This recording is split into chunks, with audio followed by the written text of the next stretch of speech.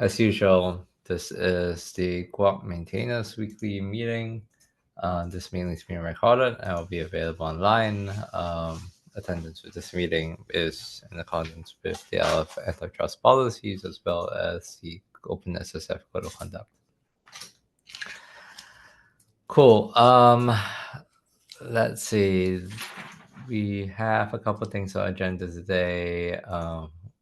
The usual, say hi to new friends. I think most of us may know Aditya already, but do you want to give a shout? Yeah. Hey, I recognize most of the people here, but I'll say a quick hello because this is my first time in a GUAC call. My name is Aditya. I'm a PhD candidate at NYU. I'm one of the maintainers of the Intoto project. I'm here to talk about another OpenSSF project that I'm also a maintainer of, GitHub, a little further on. So, hi all. Nice to meet all of you again. Awesome. Good to see you, Aditya. Okay, next agenda item is we have a community meeting on Thursday. It's already been a month. What are some topics that we want to talk about? Do list them in the agenda. I feel like we have quite a few things to at least talk about, announce this community meeting. Yeah, I don't know that there's anything that we didn't cover in the April meeting at this point. Like everything is sort of still in progress. Yeah. Do we wanna? Should we hold off on this meeting and then just wait for the next month to announce all the big changes? I know we had the 1.0 release as well as the community changes. Like I said, those are in flight now.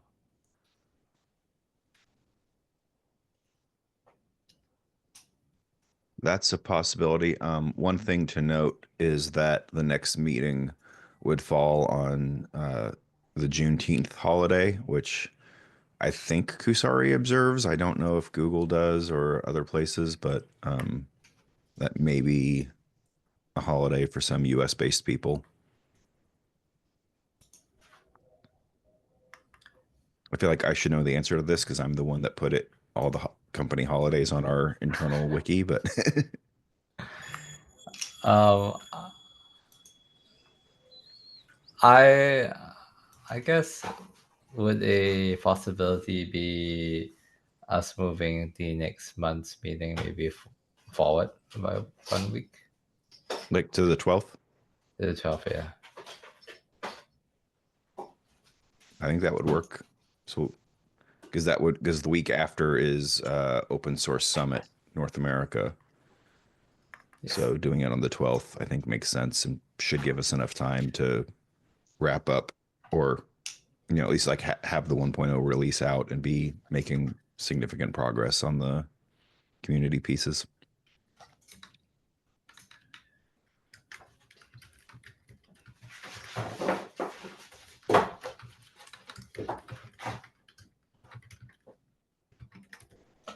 Okay, so I think the proposed decision is to cancel this week's or this month's meeting and then move the next one from the 19th of June to 12th of June. Any comments on that? Okay, see a thumbs up. Puff is a very special thumbs up. I don't know why. Yes, 10 thumbs up.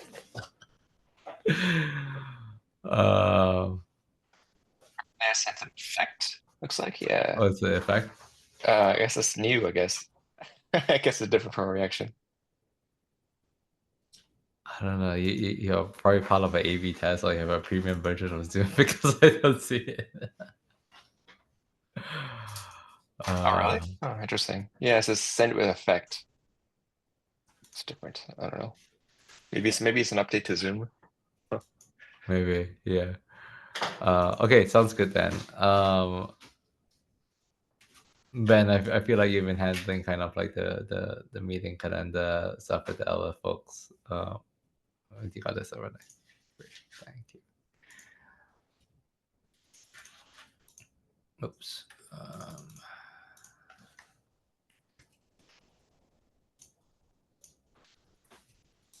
Okay, Ben, the next agenda item is you. Yeah, this is just more of a heads up. There is a GUAC maintainers channel in the OpenSSF Slack. It has very few people in it, and none of whom I believe last time I looked were actually GUAC maintainers. So I was just going to ask OpenSSF operations to remove that channel to avoid confusion. So this is sort of the speak now or forever hold your peace.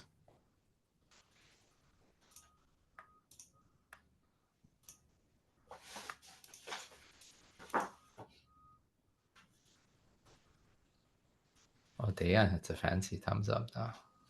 Gotta get one of those.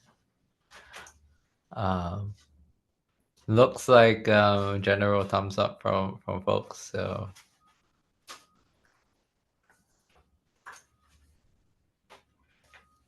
that's good. Okay.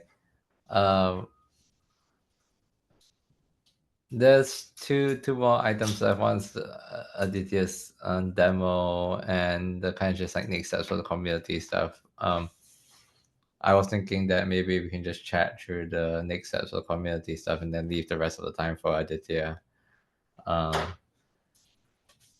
Let's maybe quickly go through that. I think we're up to the point where we've approved the at least the document says like what's the new committee gonna be, what's the logistics of it. I think there are a couple next steps for us. One of them is the copyright / legal process for Trustify. Do you have an update on that? Yes, so I reached out to OpenSSF and Naomi Washington and Kate Powell are working with the legal team to get that ball rolling. So that was Friday afternoon that I heard back from them. So that is in flight, and that's all the update I have on that right now. Awesome.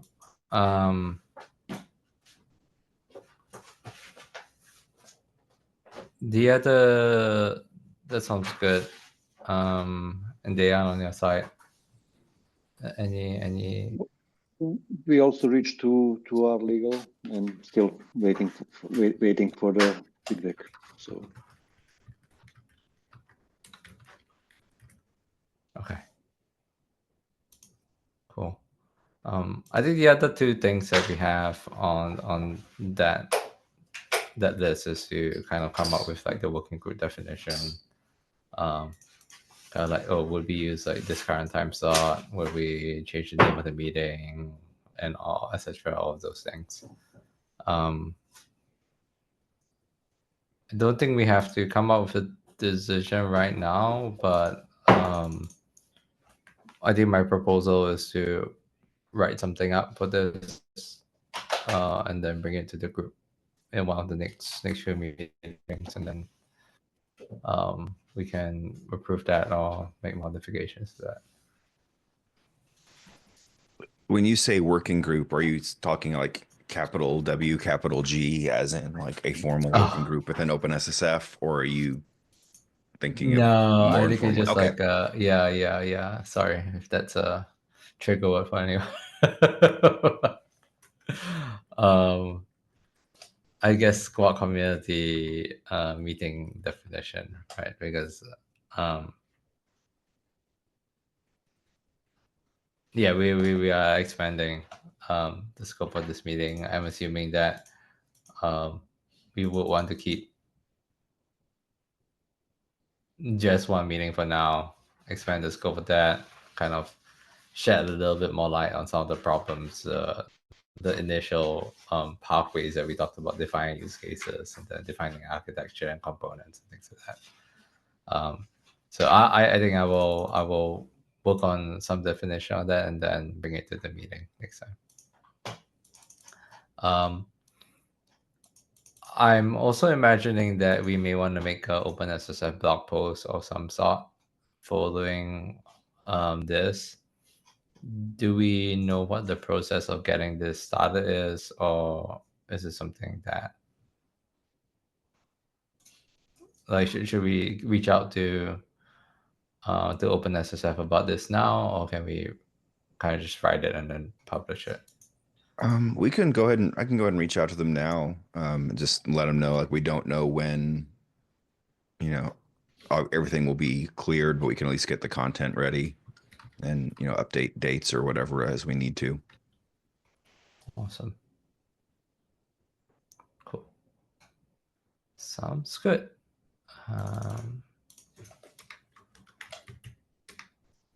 Any other thoughts, questions about next steps for community process?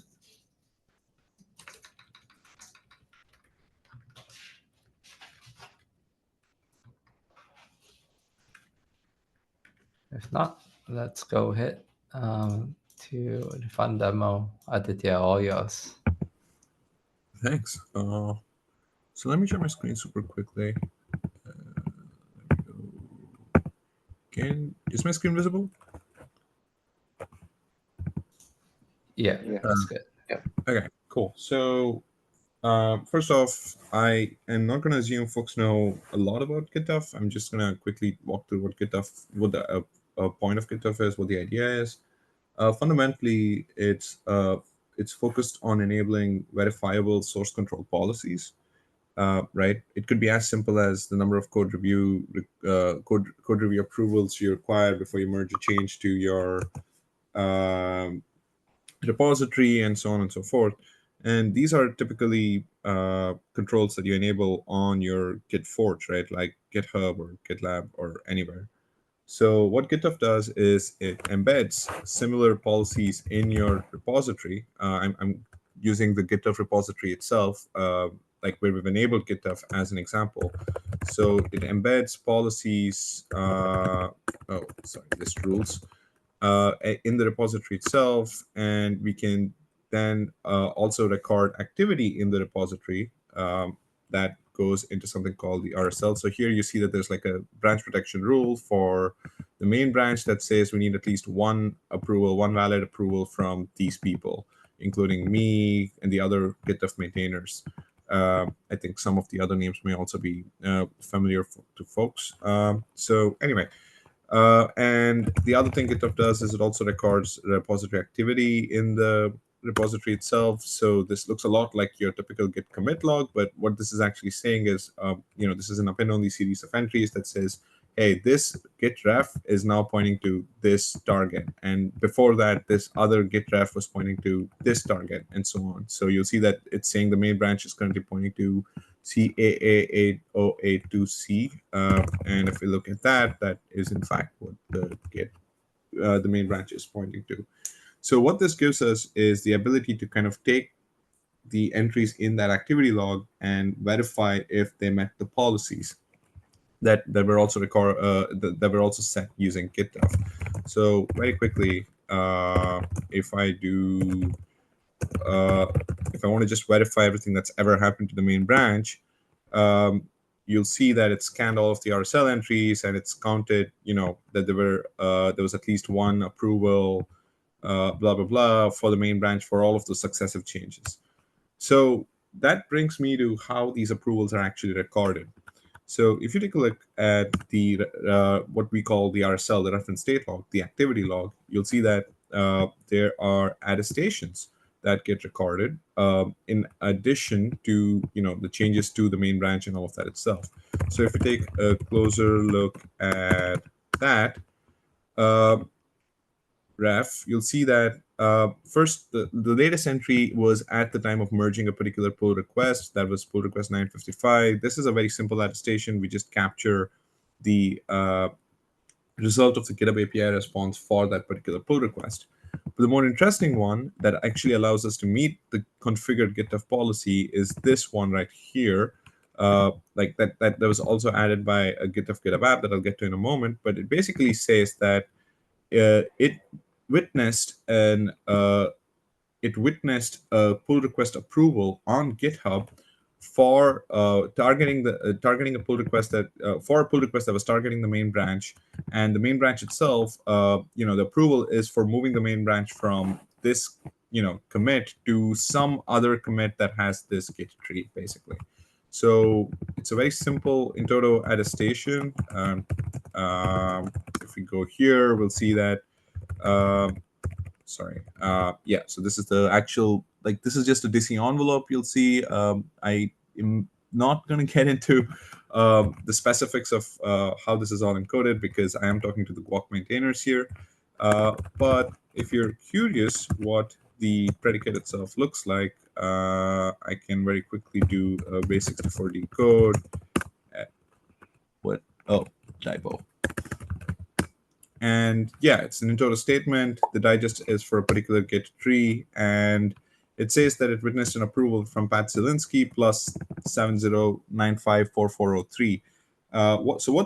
What's happening here is we've installed the GitHub app on our github.com/github/GitHub repository, and every time a pull request gets approved, the GitHub app then records this attestation and stores it in the repository, so that we get kind of the best of both worlds. Like, we don't have to issue pull request approval attestations manually. We can continue using our GitHub-based workflow, but we still get this attestation that we can then use to meet the GitHub policy. So that particular pull request was from 3 hours ago. It was a very simple depend-abort merge. Patrick approved it here, and the app noticed it and left a comment saying, "Yep, I noticed it, and I stored an attestation for you." And then Patrick actually merged the PR. So what I've come to this call here, what I reached out to Mike and then Ben about, was we want to kind of broaden where this app is being used. And in fact, the app itself is running on Google Cloud credits that were approved by the OpenSSF tag. So this is in effect something that the OpenSSF is helping us run as a service for other any GitHub repository to start storing these kinds of attestations. So yeah, I wanted to come by and ask if the GUAC repository or any other repositories related to the GUAC project would be good candidates to start issuing these attestations. Installing the app and start storing all of these attestations. The other thing to note is there are really like two ways you can do it. The full way, which I kind of showed you right now, is the one where you'd actually initialize GitHub policy for the repository. You'd define all of the different maintainers and all of that separately, and then you could actually verify that the GitHub policy was met by the attestations. But the kind of lightweight approach is to just install the app and just get the attestations as more of a kind of paper trail, without actually trying to use it against configured GitHub policy today, but maybe at some point in the future that can change.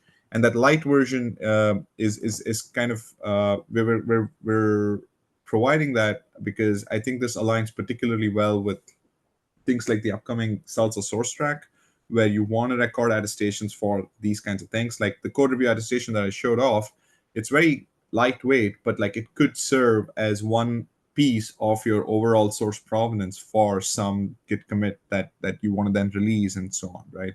So yeah, the lightweight approach I think also helps with capturing that kind of source provenance using which can then be used for things like the Salsa source track.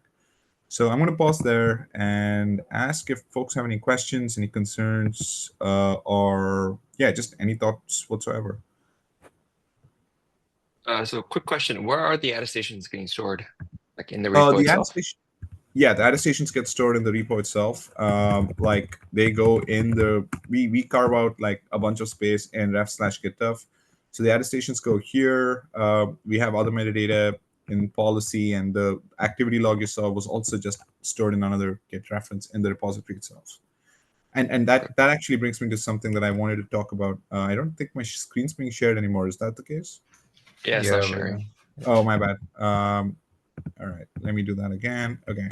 So yeah, I was showing this off. Like the attestations go in a specific git ref, all under ref/git def. The policy goes here, the activity log goes here, and that does bring me to the other point, right? The app does need, when you install the app, it will ask for push access to the repository, which is something I want to like flag because it needs to be able to store this metadata on the repository.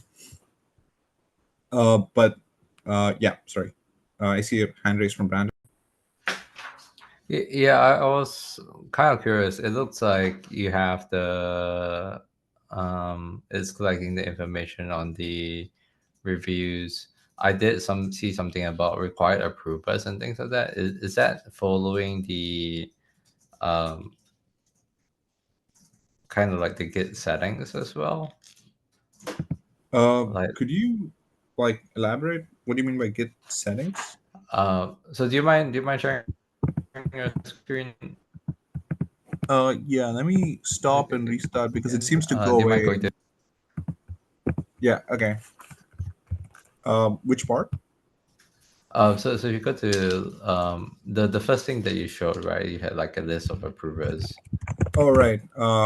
So we have a couple rules configured. We have one that says the main branch needs at least one approval from these people, and any tags we create for releases must come from like a further subset of that group of people. It's basically It- me, but yeah. Is this based on the Git configuration or is this the GitHub configuration? Oh, that's a good question. So this is based on two factors. So like you could use two things.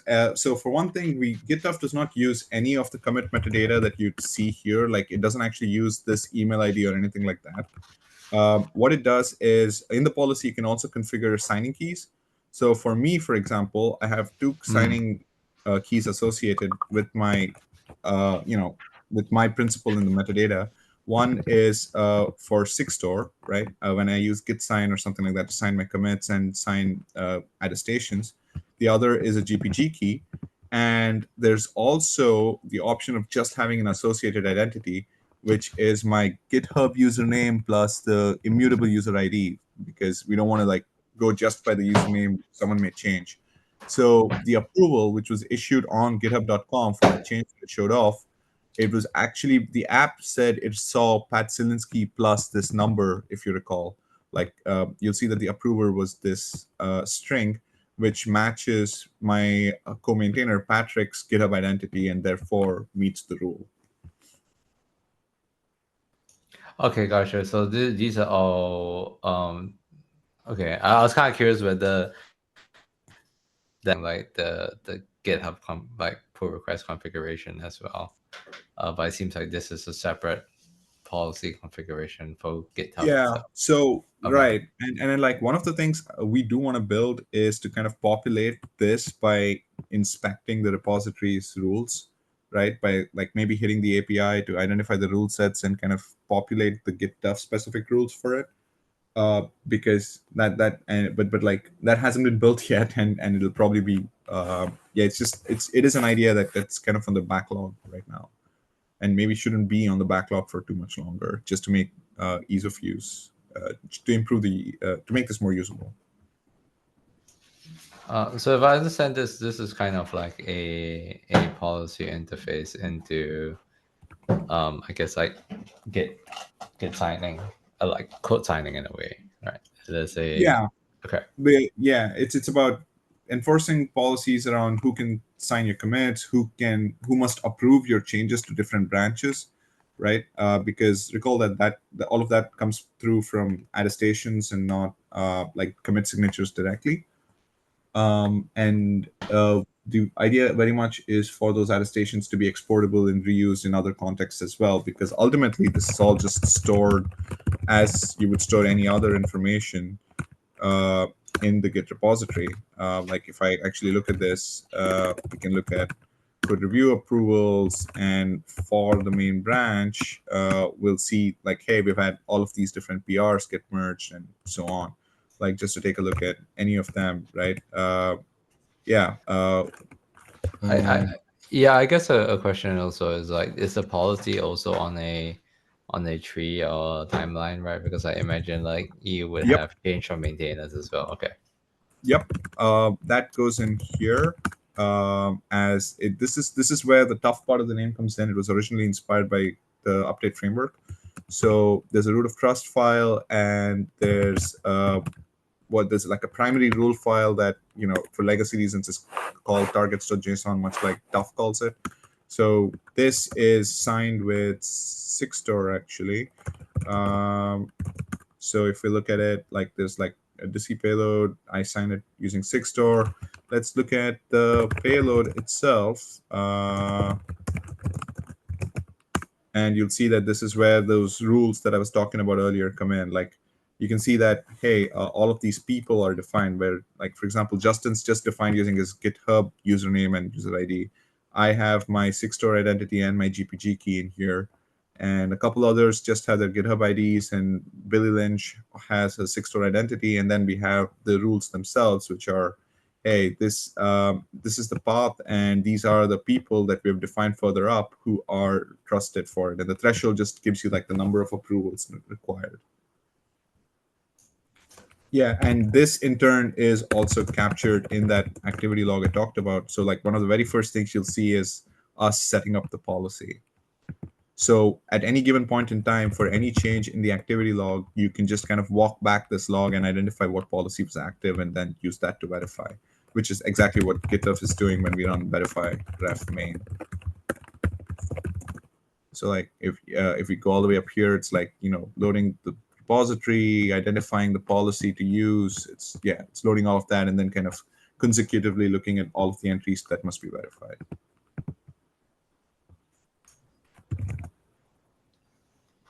I still have a few more questions, but I'm gonna see if anyone else has questions.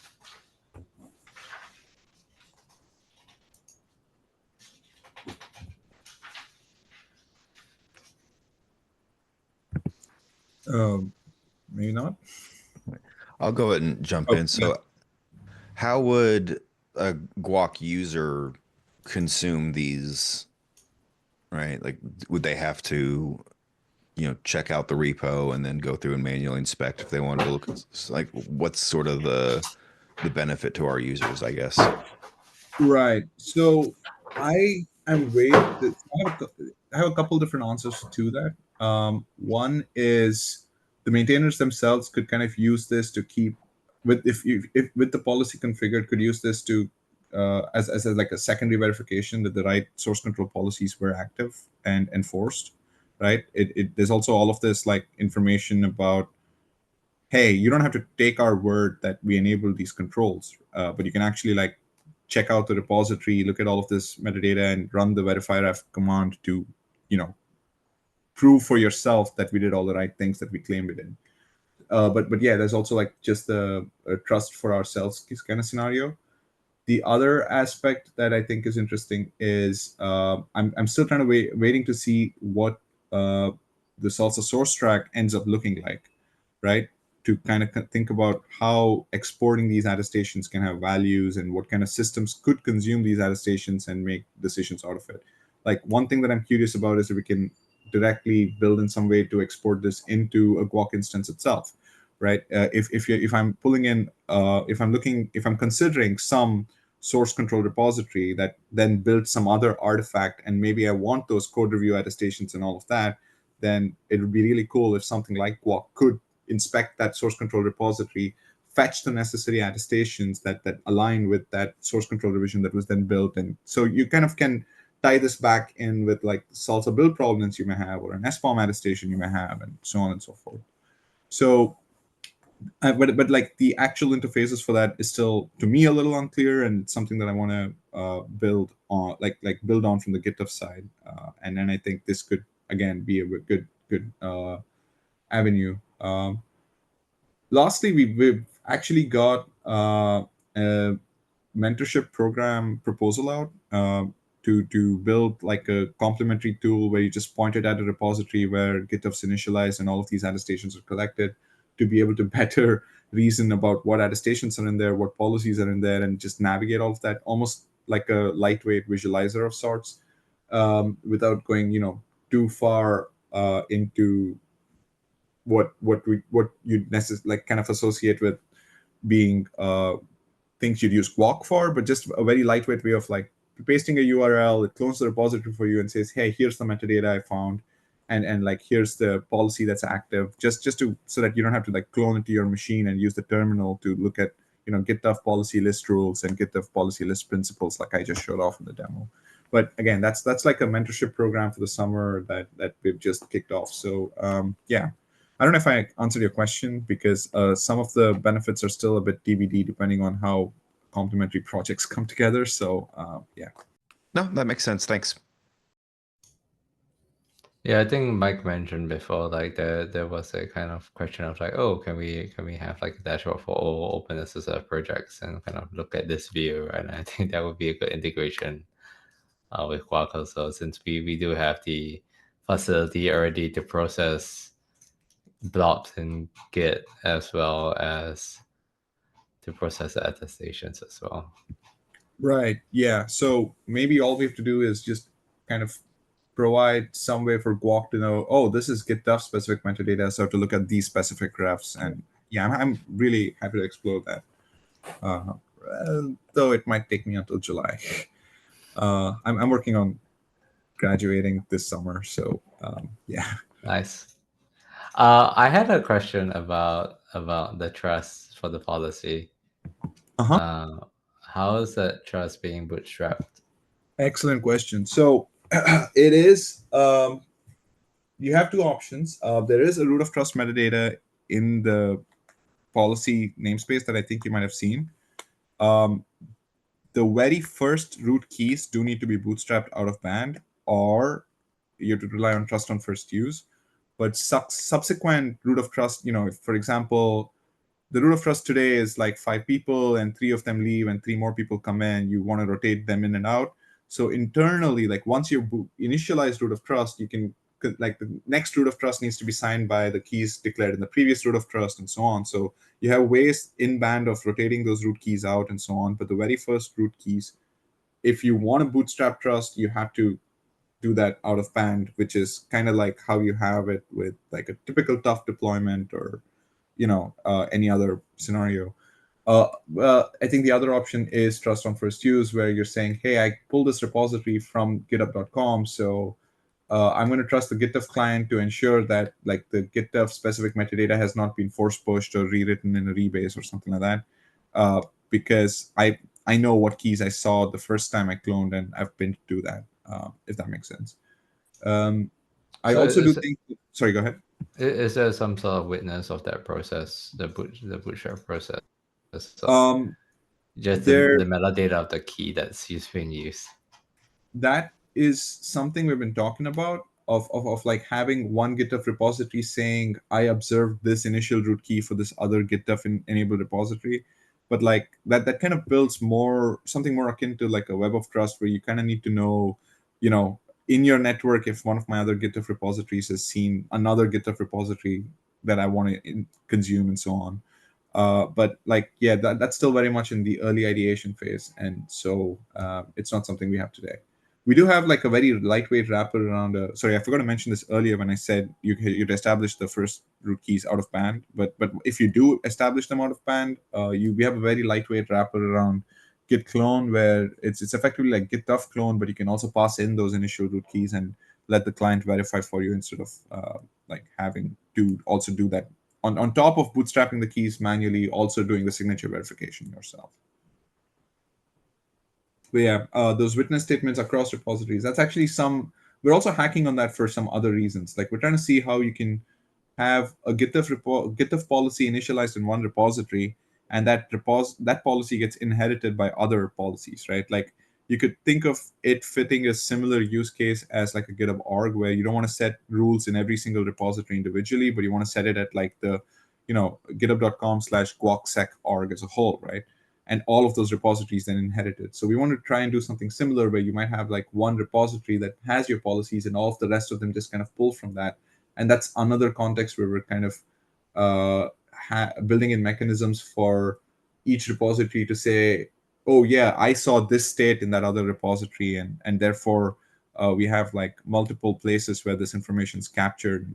We don't have to kind of rely on that primary repository not just behaving honestly and not overriding its policies or changing its root keys.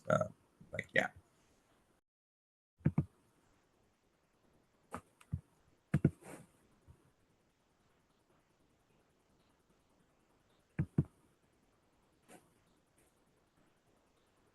So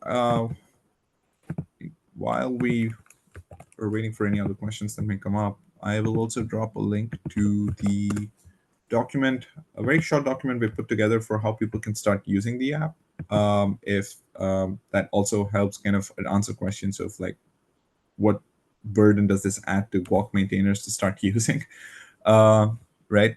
We're trying to keep it very lightweight. In fact, like I would probably recommend doing only the light installation where it's just the app and nothing else, so that you don't have to build GitHub on your machine today and initialize policy and all of that.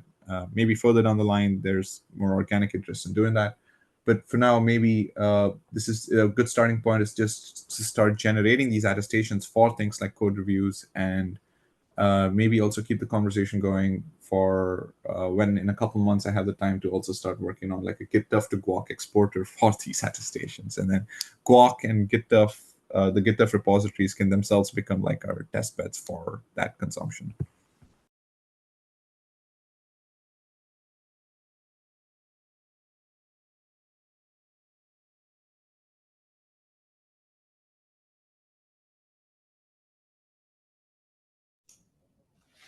I think my gut feel is that it seems like a nice process to just like, it seems fairly lightweight to be able to just have the app, and then the admin like kind of just pushes the attestation bit. I think I I am a little bit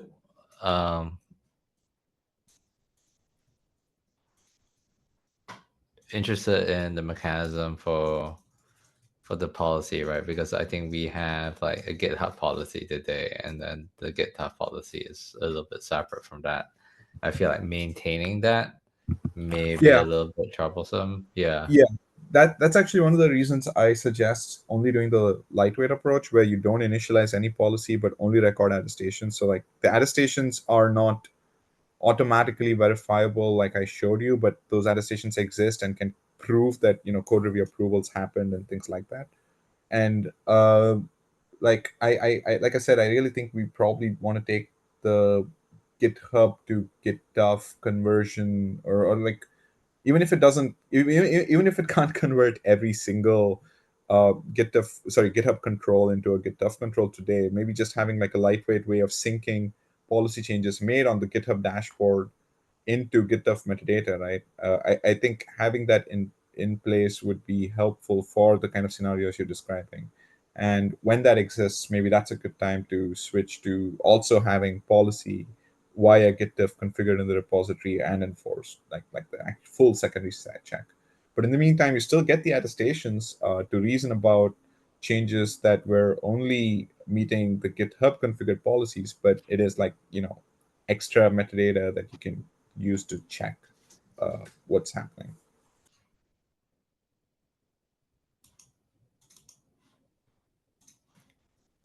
And given your experience with this, like um how long does it take to start the to kind of get set up with the light version? The light version is honestly literally just let me share my screen again. Hello. Sorry. Okay. The light version is literally just going to the GitHub app and installing it on a repository. Like that's basically what we've done here. I don't. Yeah, like you'll see that I've installed it on a couple of repositories. One even without the policy to check that it works correctly. And one where we were testing it extensively, and then finally the GitHub repository itself. But like that's kind of what it's boiled down to in my experience. So I wonder if it's just a question of like any GUAC maintainer going to this link and configuring this app for a repository. And if it helps, we could also just maybe start this on a repository that's not guacsec/guac. I haven't taken a look at the org, but I imagine there are like secondary repositories that are less visible, and maybe you want to try something out there before you move it over to the GUAC/guac repository. So, and I think that'll be completely fine too. And like happy to jump on a call or help out on Slack with any problems people run into as well. Yeah, you said the app needs push access to push up all the attestations on the commits. Does that work with branch protection, and also does it violate any kind of like scorecard scores that check for unreviewed commits and things like that? Good questions. One, it does not violate branch protection because the push is to that refs/GitHub namespace, right? Like all of the branches that we are pushing to are not typical branches at all. So to kind of show what's happening on the GitHub repository itself, where we use this, like you won't actually, GitHub doesn't actually show you all of those, like the custom branches that we create, right? But like there's a way to get it to show you here, where if you go here and like, it still doesn't get listed as a branch, but like if you tweak the URL, you can see all of this metadata like popping up. Like this is the entry that we saw earlier on my machine, and it's an unverified thing because it's signing using something that's stored in the GCP KMS, but it's not actually associated with this bot account yet. But yeah, so like it doesn't, fall afoul of any branch protection rules you may have, because the branch protection rules don't actually apply to this custom namespace at all. And we make it a point not to store any metadata in any of your typical like branches. Like we don't store anything anywhere that's actually that where your actual source code and business logic lives by design. We want to get out of the way. So it doesn't follow all of that. The push access, I am actually unsure if it falls afoul of scorecard. I know there's a way to see it, and I wanted to quickly point it to the GitHub repository itself to see if it falls afoul of that. And we have, for what it's worth, the branch protection we have enabled is we have a 5 here, but I think that's because this may not be looking at the rule sets yet. Like I think that's what's actually happening here, because we've started using branch rule sets in the GitHub repository, and I think that's not maybe supported by scorecard yet. And I think it's looking at those legacy branch protection rules, but we actually do have that here. So I think this should also not affect your scorecard score. But Yeah, like the other one would be there as the code review check. Looks like you have a 10, so that's good. yeah, the code They're review gonna be just checking the main branch, so that'll work. Yeah, because we require like we've built GitHub, and none of this is to kind of like replace source control systems like platforms like GitHub, right? This is just a way of capturing all of this metadata and making it verifiable. So we use all of GitHub's rule sets features ourselves. Like we don't want force pushes to our main branch. We want code review approvals. Like, and in that case, we take on the burden of manually syncing the GitHub policies we configure with the GitHub policies we configure, which Brandon pointed out earlier. But yeah, so I think this doesn't have impact on the scorecard score either.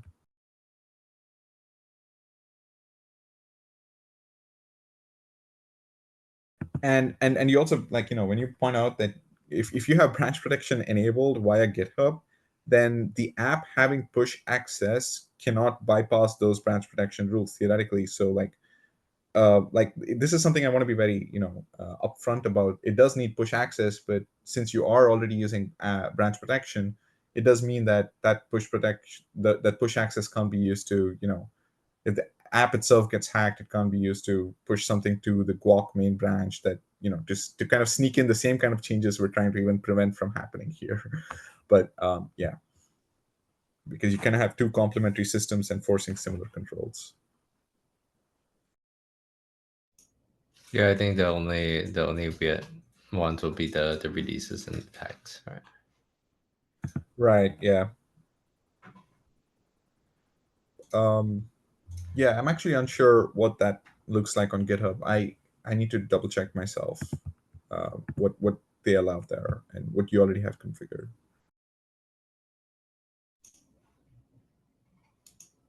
So I guess maybe let's kind of put it to a vote, right? I think there is a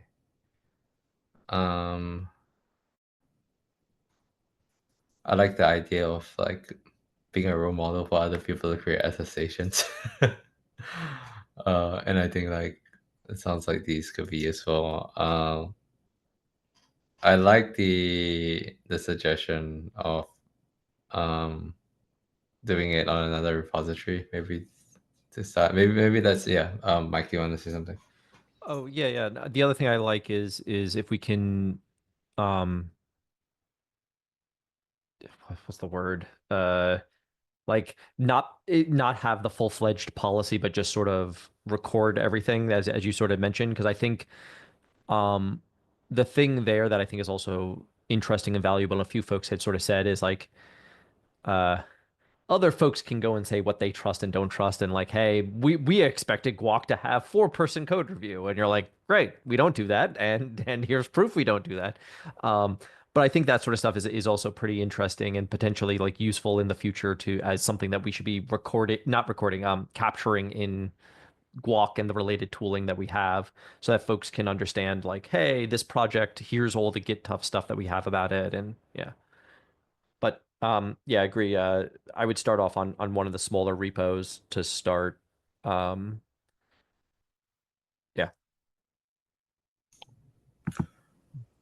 Yeah, that makes a lot of sense to me. And again, happy to help. Like with any documentation woes that we've overlooked because we have too much context about this project and forgotten to put something down, or any other issues that anyone runs into.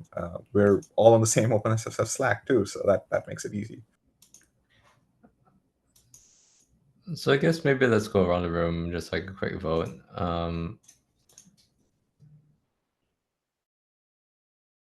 Thumbs up. Let's just do the listening mode on a non-main GUAC repo.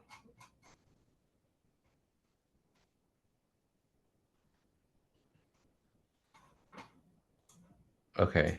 Sounds like there's agreement in general. Next question is, I think I'm happy to kind of take on this configuration. Maybe let's decide which repo we want to do it on.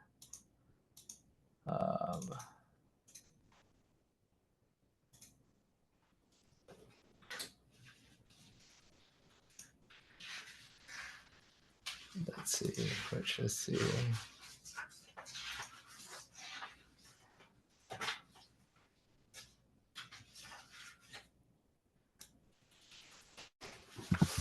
Do you want to do it in one of the website repos, maybe? Yeah, I'd say either website or docs. Yeah, I was thinking. GUAC Visualizer doesn't have enough activity to make it I would say worthwhile. I don't think. docs, because I think docs is probably more active. Right. Yeah. Okay. I was gonna say governance is actually pretty active because Ben pushes every week. Yeah, doc sounds good.